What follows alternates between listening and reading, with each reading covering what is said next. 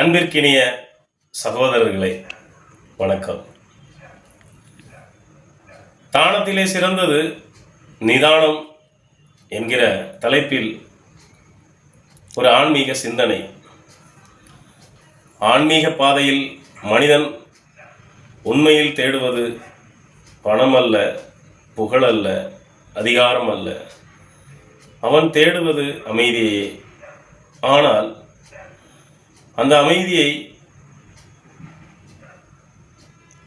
மனிதனுக்கு அடைய வழிகாட்டுவது வேகம் அல்ல, அவசரமும் அல்ல, நிதானம்தான். நிதானம் என்பது வெளிப்புற அமைதி கிடையாது. நிதானம் என்பது உள்ளத்தின் சமநிலையாகும்.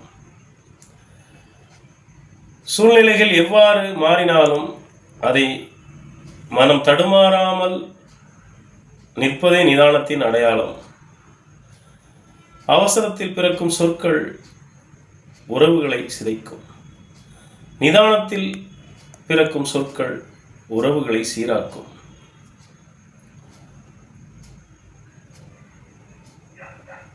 கோபம் எழும்போது அதை அடக்க வைக்கும் சக்தி, அதுவும் துன்பம் வந்தபோது அதையும் தாங்கும் பொறுமையும் நிதானத்திலிருந்தே பிறக்கின்றன.